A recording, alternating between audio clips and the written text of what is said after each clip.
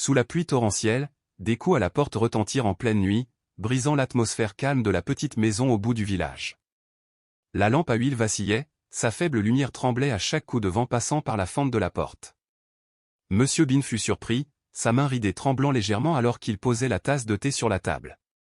Les vieux yeux se tournèrent vers la porte, un regard plein de doute. Cela fait longtemps et il n'a plus l'habitude de recevoir des invités chez lui, surtout à cette heure-là.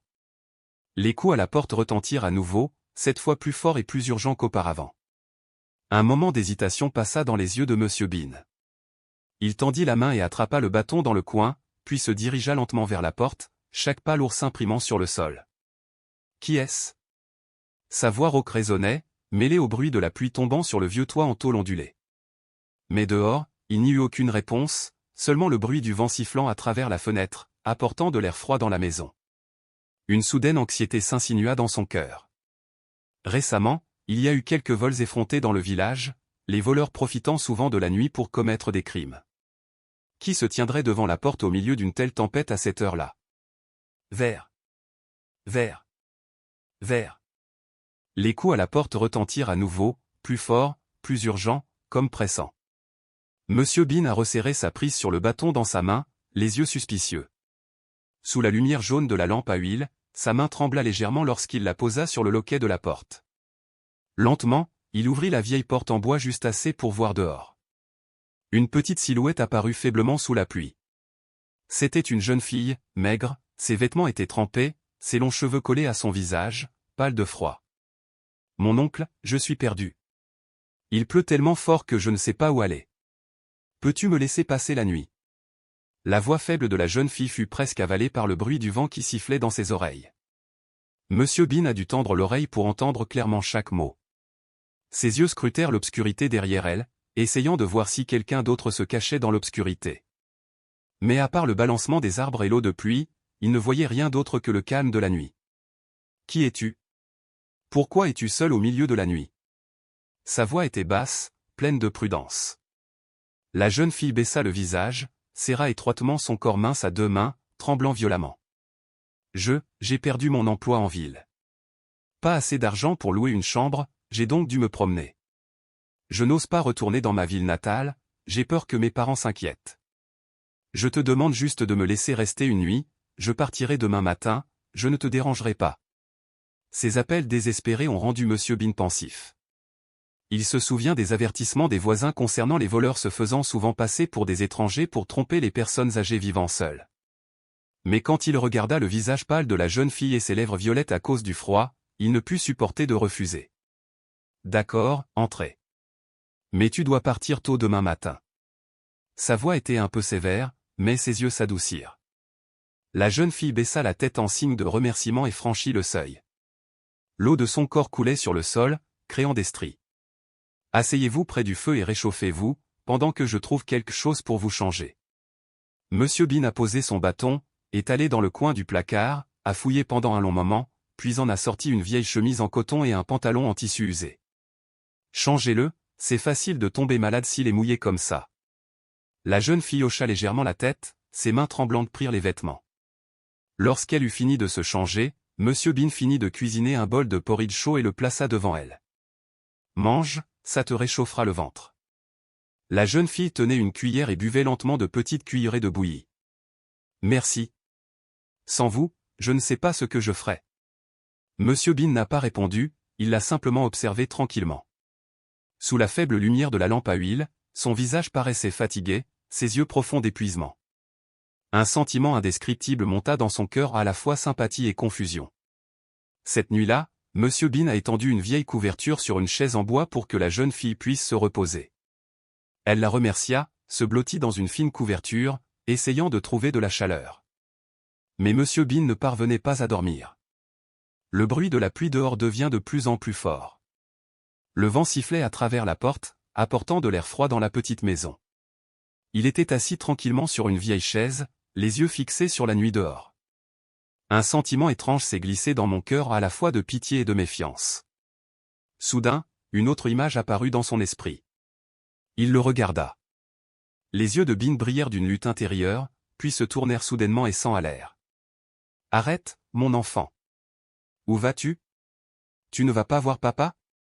Monsieur Bean a crié, sa voix rauque, et a rapidement couru après lui, mais Nam a rapidement disparu dans la nuit, le laissant figé dans le vent froid. Son cœur battait à tout rompre, ses jambes tremblaient d'émotion. Il resta longtemps immobile, les yeux toujours tournés douloureusement vers la route sombre, où la silhouette de son fils venait de disparaître.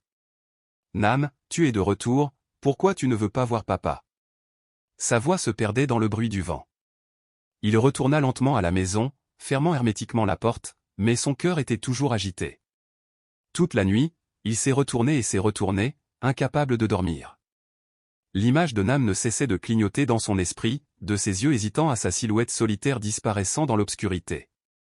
Le lendemain matin, Monsieur Bean a décidé d'aller au marché du village.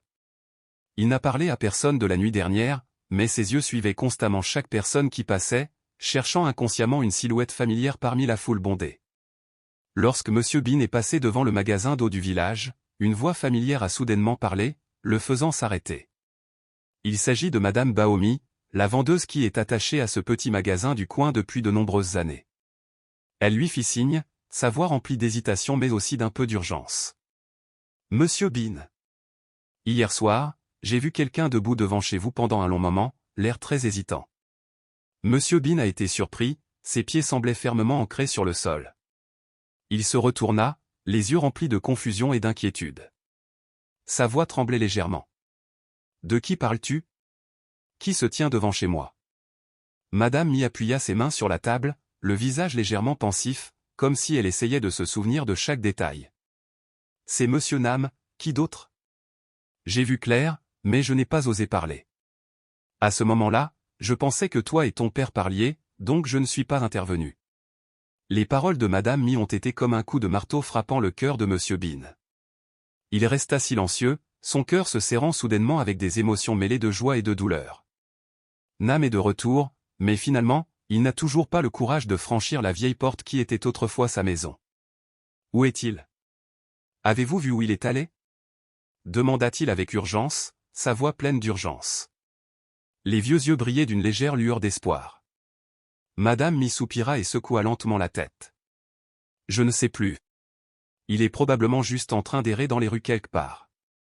Essayez d'aller en ville pour le trouver, peut-être que vous le trouverez. Monsieur Bean resserra sa prise sur le bracelet en argent dans sa poche, ses mains tremblant d'émotion. Une forte détermination surgit dans son cœur. Je vais certainement le trouver. Nous ne pouvons pas laisser cela recommencer. Ce jour-là, Monsieur Bean n'est pas rentré chez lui.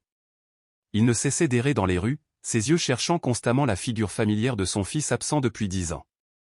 Dans son esprit, l'image de Nam debout devant sa maison, tranquillement comme un étranger, lui paraissait obsédante. Ce n'est qu'à la tombée de la nuit qu'il retourna dans la petite maison isolée. Mes jambes étaient fatiguées, mais mon cœur avait encore une lueur d'espoir. Sur le porche, la lampe à huile clignotait comme si elle attendait qu'un miracle se produise. Nam, où que tu sois, reviens s'il te plaît. Papa t'attend toujours. Il murmura dans la nuit, sa voix perdue parmi les vents qui passaient. Le lendemain matin, alors que le ciel n'était pas encore dégagé, Monsieur Bean était prêt à partir. Dans sa poche, le bracelet en argent, le seul souvenir restant de Nam, était soigneusement serré. Ce n'est pas seulement un objet, mais aussi la motivation et la conviction pour lui de continuer son voyage pour retrouver son fils. L'adresse que la jeune fille nommée en a laissée dans la lettre la conduit à un hôpital de district, situé au cœur de la ville. La route qui mène du village à la ville n'est pas très longue, mais pour Monsieur Bean, chaque pas sur cette route est long, lourd d'inquiétude et d'espoir mêlés. Vers midi, il atteint enfin la porte de l'hôpital. Contrairement au calme du village de Doé, cet endroit est extrêmement animé et bruyant. Les gens entraient et sortaient, le son des sirènes des ambulances résonnait dans tout l'espace. Monsieur Bean a demandé des informations à la réception, puis a été conduit au 4e étage par une infirmière. Lorsqu'elle arriva au bout du couloir, l'infirmière lui montra doucement une pièce avec une porte entr'ouverte, d'une voix douce. La personne que vous recherchez est là-dedans. Monsieur Bean a pris une profonde inspiration, a essayé de se calmer, puis est entré lentement. Dans la chambre, Anne était assise sur le lit d'hôpital, ses yeux regardant pensivement par la fenêtre, comme si elle était plongée dans des pensées lointaines. Lumière? La voix de Monsieur Bean résonnait doucement, mais suffisamment pour ramener la jeune fille à la réalité. Anne se retourna, les yeux légèrement surpris, puis sourit faiblement. Oncle Bean? Pourquoi es-tu venu ici? Monsieur Bean a tranquillement posé le sac d'oranges qu'il avait apporté sur la table, puis a sorti une chaise et s'est assis à côté du lit d'hôpital. Je suis venu te trouver. Je veux en savoir plus sur Nam. En entendant ce nom, le sourire sur les lèvres d'en disparut soudainement. Une tristesse était évidente dans ses yeux. Elle resta longtemps silencieuse, comme si elle réfléchissait à chaque mot. Finalement, elle se mordit la lèvre et parla lentement. Monsieur Nam veut vraiment revenir vous voir. Mais il a peur. J'ai peur que tu ne me pardonnes pas, j'ai peur de ne plus vouloir le voir. Ces mots ont stupéfié Monsieur Bean. Ses mains rugueuses se serraient fermement. Effrayé? Comment pouvait-il penser cela? Toutes ces années, je n'ai jamais voulu que ça quitte ma vie. En baissa la tête, sa voix devint plus petite. Vous ne savez pas. Monsieur Nam a traversé beaucoup de choses. Il a été escroqué de tout son argent. Pour rembourser sa dette, il a dû exercer toutes sortes de métiers, d'assistant en construction, vendeur ou réparateur automobile. Il y a des moments où j'ai l'impression que je ne peux pas me lever. Elle s'arrêta un instant, puis reprit, les yeux pétillants de larmes. Ce bracelet en argent, Monsieur Nam a dû le mettre en gage pour rembourser sa dette. Plus tard, j'ai économisé l'argent de la rançon et je l'ai conservé jusqu'à maintenant. Je l'ai toujours encouragé à venir vous voir, mais il n'a pas eu le courage. Les paroles d'An étaient comme un couteau transperçant profondément le cœur de Monsieur Bean. Il ne s'attendait pas à ce qu'au fil des années, Nam doive endurer autant de choses. Les vieux yeux sont progressivement devenus rouges. Monsieur Bean a posé sa lourde main sur le sac d'oranges devant lui, la voix rauque d'émotion. Depuis 10 ans, je pensais que j'étais un dur, inutile de le dire. Mais peut-être, c'était moi qui avais tort. Je ne lui ai jamais dit ça. J'ai toujours voulu qu'il revienne.